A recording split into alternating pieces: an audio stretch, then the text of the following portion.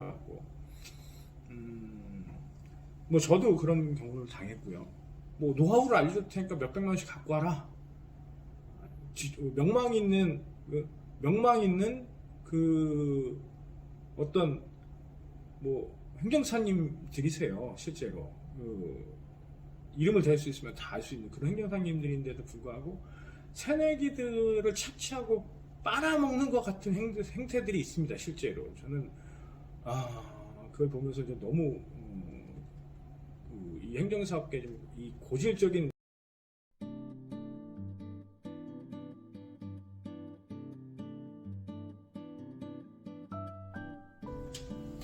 안녕하세요. 골드윈의 유주영입니다. 앞서 예고했던 것처럼 오늘은 좀 행정사에 대해서 영상을 좀 찍어볼까 합니다. 뭐 많은 행정사분들께서 행정사의 어떤 어벽에 대해서 또 전망에 대해서 얘기를 해주셨는데, 저는 조금 더 그분들과 이제 다른 시각에서 제가 경험했던 요소들을 가지고 현실적인 얘기를 좀 해볼까 합니다. 일단 저는 현재는 출입국 업무를 하고 있는 행정사죠. 사실 저는 이제 처음 서초동에서 이제 법무법인에서 시작을 했어요. 토지보상을 전문으로 하는 법무법인에서 시작을 했고, 그러다가 다시 행정법인에 들어가서 이제 출입국 업무를 접하게 됐죠. 출입국 업무를 그렇게 시작을 하다가 또 이제 대림동에서 우리 존경하는 우리 김영진 국장님의 제안으로 또 이제 대림동 로펌에서 출입국 전문으로도 사무원으로도 활동을 하고요. 이제 최근에 이제 안산에 나와서 이제 동료들과 같이 출입국 업무 전문으로 하고 있죠. 저는 이제 그러다 보니까 이제 민영사도 다 어떻게 보면 어벽도 이해를 하고 있고, 또 가사도 또 진행을 하고 있고, 또 우리 그 대림동에 있던 로펌에서는 또 노무법인이 같이 있었어요. 그래서 노무사 어벽도 좀 이해를 하고 있고요. 그리고 우리 실무교육 때 행정사들에게 많은 희망을 주죠. 토지보상에 대한 어벽도 좀 경험을 했기 때문에, 사실 어떻게 보면 좀 다른 행정사보다는 현실적인 면의 어떤 이 시장에 대해서 좀 바라보는 시각이 좀 다를 수 있습니다. 그래서 오늘은 그런 부분에 대해서 좀 얘기를 좀 나눠볼까 합니다. 이제 저는 제일 먼저 좀 환상을 좀 깨야 된다고 말씀드리고 싶은 게, 토지보상에 대한 그 행정사회 교육에 대해서 좀 현실적인 부분에서 접근을 해야 된다고 저는 보거든요. 왜냐하면 지금 토지보상 업무는 한번 수임을 하게 되면 1년 반에서 한 3년까지도 가요. 그런데 이제 행정사 혼자서 이 모든 걸 하기에는 업무가 상당히 어렵습니다. 그러니까 절차 자체는 어렵지 않은데, 이게 이제 감정평가사라든지 결국은 뭐 수용재결 이후에 민사로 다시 돌입할 때는 결국 변호사의 힘을 빌어야 되거든요. 근데 지금 전국에 있는 토지보상은 이제 서초동에 있는 법무법인들의 한 주요 5개 업체, 5개 법인들이 경쟁적으로 전국을 조직화해서 지금 나눠먹고 있어요. 그런데 그 상황에서 행정사들이 토지보상 업무를 수행한다는 것은 사실 현실적으로 대단히 어려운 문제입니다. 또 이게 어떤 보상을 받는 게 또 우리가 생각한 것처럼 쉽지 않아요. 최대 15% 받을 수 있다라고 하지만 현실적으로 10% 받기도 어렵고, 그 상황에서 많이 나면 한 6%, 7% 이렇게 수익이 나는데, 그게 걸리는 노력과 어떤 시간과 어떤 네트워크를 구축하는 게 행정사는 한계가 있다고 사실은 보여요. 이게 상당히 좀 안타까운 부분인데, 행정사 할 수 있는 어벽임에도 불구하고 결국엔 수용재결 단계밖에 사실 또 안 되죠, 현실적으로. 그래서 이제 이런 부분 때문에 이제 일찍 시작한 어떤 행정법인은 테마를 잘 잡고 그래도 잘 토지보상 쪽에서 크게 성장을 했습니다. 제가 알고 있는 행정법인인데, 거기는 이제 변호사를 오히려 폐의 변호사를 고용을 해서 이제 보완을 했죠. 그래서 이제 거기도 이제 다른 토지보상 법무법이나 경쟁을 하고 있는데, 근데 이제 법인의 어떤 이제 내부적인 어떤 문제들이 좀 있더라고요. 인력 순환이 너무 빠르게 되니까 인력 교체가 이제 1년 반, 2년을 버티지 못하고 자꾸 나가는 거죠. 그거는 뭐 법무법인도 마찬가지지만 그래도 이제 법무법인은 어느 정도 체계를 잡고 영업사항 위주로 업무를 진행하는 데 반해서 이제 행정법인은 조금 차이가 있어요. 행정사가 이제 행정 영업 위주로 운영이 되는 이런 구조들 때문에 버티지 못하고 나가는 거죠. 근데 실제 법무법인에서도 행정사를 고용해서 운영을 하는데 안타깝게도 이 법무법인의 행정사는 행정사 자격서로 인정을 해주지 않고 일종의 영업사원처럼 운영을 하거든요. 근데 그 현실을 모르고 초기에 이제 그 어벽에 뛰어드는 많은 행정사들이 있어요. 바라보면서 상당히 안타깝고, 실제로 지금 현재 법무법인에서도 영업을 하고 있는 행정사들을 많이 보면서 정체성이 좀 부족한 게 아닌가라는 걱정을 좀 사실 내심 계속 해왔습니다. 왜냐면 저도 그 일을 하면서 시작을 했기 때문에 저는 이게 행정사의 길이 아닌 것 같다라고 저는 주장을 하지만 또 그분들 눈에는 제가 한심해 보일 수도 있었겠죠. 저는 하여튼 그 세계에서 빨리 이제 잘 나오고 이제 제 자격사로서의 역할의 어떤 캐릭터 어떤 방향성을 가지고 제가 지금 개인 일을 하고 있지만, 토지보상은 쪽에 있는 행정사들은 제가 볼 때는 전문성이 좀 떨어지고 영업사원에 가까운 형태로 지금 대형화되어 있는 법무법인과 경쟁할 수 없죠. 그냥 구멍가게예요. 행정사가 토지보상을 하기에는. 거긴 영업망이 전국구로 되어 있고 한 개 영업팀이 뭐 10명씩 구성이 되어 있어요. 그런 영업을 하는 팀들이 보상 절차할 때 찾아가서 전문적으로 뛰는데 사무실 구성원이라고 해봐야 많아야 3명, 4명 되는 이런 행정사들이 그런 대형을 상대로 해서 버텨내기나 현재 구조에서 너무 어렵다. 그리고 개인적으로 하시는 행정사 분들도 제가 자료들을 이렇게 봤지만 전문성이 많이 떨어집니다. 물론 이제 훌륭히 잘하시는 분도 있죠. 이제 뭐 그분들까지 다 폄하해서 얘기하는 것은 아니지만 어벽의 장벽이 높아요. 그래서 이걸 행정사들에게 이제 실무교육으로 토지보상이 새로운 먹거리다 이렇게 가르치고 있는 건 사실 현실을 부정한다고 저는 봅니다. 이 교육 방법에 대해서 좀 다시 좀 판단을 해야 되고, 제가 보는 관점에서 대한행정사에서 행정사들을 법무법인에서 영업사원처럼 쓰고 있는 이 문제에 대한 구조적인 문제도 좀 고민을 해봐야 돼요. 어떻게 문제를 해결할 것이냐. 물론 이제 사무원으로서 법무법인 사무원으로서 운영되는 모습이 뭐 여러 가지가 있겠죠. 저도 사무원을 안 하는 건 아니니까. 근데 이게 이 정체성이 없는 행정사 같은 모습으로 저는 생각이 들었어요. 그래서 이런 부분에 대한 좀 고민과 정체성과 미래의 비전에 대해서 좀 개인적으로 대한행정사에서 고민을 좀 했으면 좋겠다고 개인적으로 생각을 합니다. 두 번째는 이제 행정구제와 행정심판이 이제 사실 우리 행정민원대행에 대한 부분이 이제 행정사의 주 업무죠. 주 업무인데 이제 이 부분도 사실은 고충이 많아요. 왜냐면 결국 영업싸움에서 이제 판결음이 나는데, 이게 이제 영업할 때 이제 그 가격 경쟁에서 이제 막 부르는 이 현상이 지금 벌어지고 있는 것도 좀 걱정입니다. 저는 사실 이제 행정구제는 200 이하는 사실 안 하거든요. 제가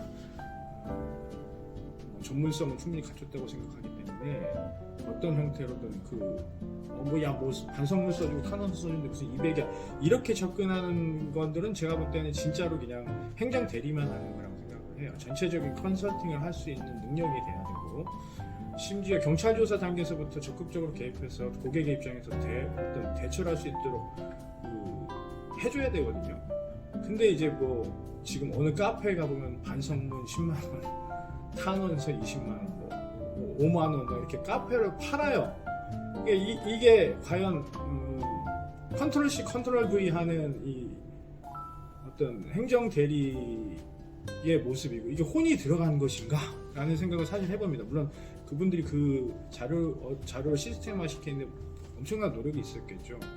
결국에는 그런 어떤 가격 경쟁의 파괴와 어떤 전문성에 대한 사명의식이 떨어지면서 제가 어떤 행정부제에 대한 메리트나 어떤 전문성보다는 그냥 서류 대행하는 그 어떤 모습으로 가고 있는 모습들이 개인적으로 상당히 안타깝습니다. 저는 사실 출입국 말고 행정부제 전문으로 행정사를 하고 싶었어요. 근데 이제 지켜보면서 너무 안타까운 거죠. 그리고 아직 그 행정부제와 이 민원등에 대한 행정사들의 어떤 국민적인 인식, 또 자격사에 대한 인식 수준이 사실 대단히 낮습니다. 행정사가 뭐 하는 거예요? 라고 물어봤을 때 설명을 해야 되는 그런 현재 사회거든요. 물론 이제 앞으로 행정사의 전망은 밝기 때문에 인식이 달라질 겁니다. 그리고 일본이 가장 대표적인 표본이 되겠죠. 근데 한국은 또 너무 전산화가 잘 돼 있어요. 그러니까 어떤 이 민원대행에 대한 어떤 부분은 내가 전문성을 갖춰서 특출난 어떤 능력을 별도로 갖춰야 돼요. 그게 행정심판이 됐든 그 단체 설립이 됐든 인허가가 됐든 뭐 다른 사람들과 조달청 업무를 하든 이런 어떤 특수한 어떤 자기만의 무기가 있지 않고서는 이 행정심판, 그러니까 행정부제 또는 민원대행에 대한 업무는 살아남기가 쉽지 않다고 생각을 합니다.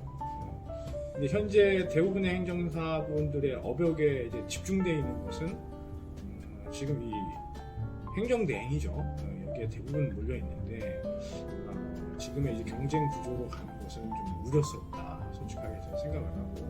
물론 이제 여기서 몇 억씩 버는 분들도 실제로 존재를 합니다. 그래서 그분들의 어떤 능력을 폄하하려는 것은 아니고, 하지만 이제 새로 커나는 행정사들에게 상당히 부담이 되죠.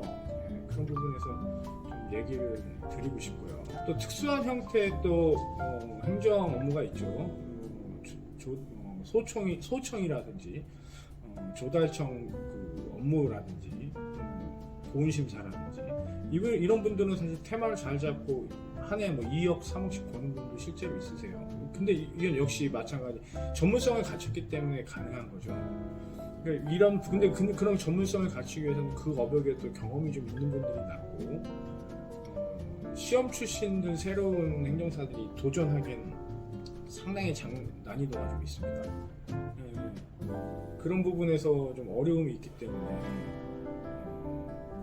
이 행정사의 어떤 업역을 선정할 때 고민과 새로 시작하시는 분들의 어떤 그 노력들은 반드시 필요하기 때문에 단시간 내에 어떤 행정사 업역에서 성공하겠다 이런 것들은 사실은 좀 욕심일 수 있어요. 그런 부분을 솔직하게 말씀을 드리고 싶고 행정사 업역 중에서 요즘 핫한 게 이제 기업 컨설팅입니다.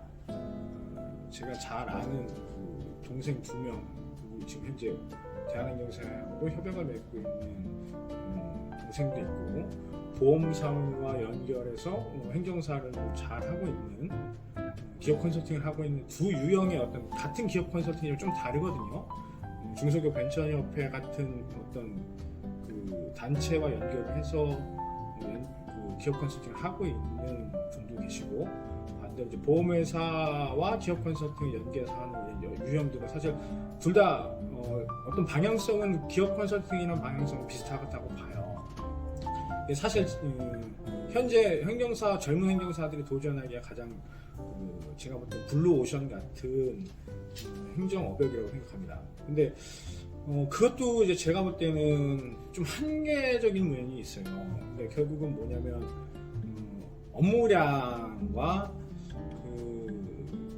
결국 영업 싸움이 되는데 이게 이제 그 자금을 조달해야 되는 문제, 또 기업과의 영업에 대한 문제. 물론 이제 행정사는 영업 없이는 살아남을 수가 없지만 이게 이제 파이가 커지면 결국은 제가 볼 때는 한계점에 도달하지 않겠는가 싶고, 기업 컨설팅이라는 것은 처음에는 이제 외주로 시작을 하지만 중소기업이라는 것이 장사가 잘 되고 사업이 잘 되고 성장하고 성장할수록 사실은 이제 인소싱을 한단 말이죠. 그러니까 행정사는 아웃소싱이 돼야 돈을 많이 버는 구조인데 이게 이제 사업체가 커지면 이제 그 단골이 될 수 없는 단점이 생기죠. 인허가도 비슷해요. 인허가도 이런 식으로 하다가 결국 인소싱으로 전환을 하고 이런 것들에 대한 어떤 그 한계점은 우리가 좀 인식을 해야 된다라는 저는 개인적인 생각입니다. 제가 생각할 때 출입국 업무는 제가 저는 후발주자고 이제 한참 쫓아가야 되는 입장이죠.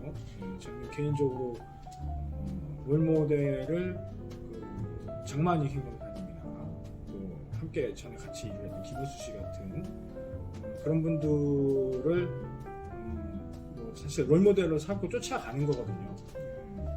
개인적으로 존경하는 이종옥 행정사님 같은 분들도 훌륭하게 자리 잡고 계시지만 그분들도 사실은 3년 이상 이 업역에서 버텼어요. 그래서 지금은 이제 스타가 되신 거고 권위자가 되신 거기 때문에 이 어떤 노력과 어떤 내 그 전문성 없이는 역시 이 업계도 살아남기가 힘들어요. 그리고 여기는 또 출입국 업무는 불법 업체들이 성행합니다. 다른 업역들보다 가장 그 불법 업체가 성행해요. 왜 그러냐면 이제 그 여행사들 허가받지 않은 중국 그 동포들이 운영하고 있는 여행사들 또는 그 환전소. 그러니까 이게 어떤 그 그룹의 어떤 그 외국인들의 어떤 특수성과의 연결돼서 어차피 벌어지는 사업이기 때문에 이분들의 어떤 네트워크 안에서만 신뢰를 해요. 그러니까 그 네트워크 안에 들어가서 신뢰를 쌓고 명령성을 쌓고 차별이 없는 사람이라는 인식이 될 때까지는 시간이 필요한 거죠. 이제 저 같은 경우는 다행히 동포 업무도 하고 그러니까 중국 계열도 하고 저는 또 안산에 위치해서 하고 있기 때문에 지금 제3국들과 연계돼서 계속 하고 있는데 두 개를 다 양립할 수는 없습니다. 출입국에서. 저는 좀 특수한 경우죠. 근데 동포 업무만 하든지 아니면 제3국을 해야 되는데 이게 이제 이질감이 많이 커요. 업무가 완전히 다릅니다. 동포는 F비자 위주로 하게 되고 제3국은 결국 E비자 위주로 하게 되는데 업무 성격이 완전 다르다 보니까 두 개를 양립해서 운영하는 것은 내가 실력과 어떤 경험적인 요소가 많이 필요하다. 그런 생각을 자주 하게 됩니다. 이 지금 그 행정사 업역에 대한 어떤 분야별로 제가 이제 간단하게 이렇게 소개를 좀 해봤고요. 전체적인 어떤 행정사의 전망과 어떤 그 돈벌이가 되느냐, 살아남을 수 있냐 이거에 대한 좀 저희 개인적인 고찰은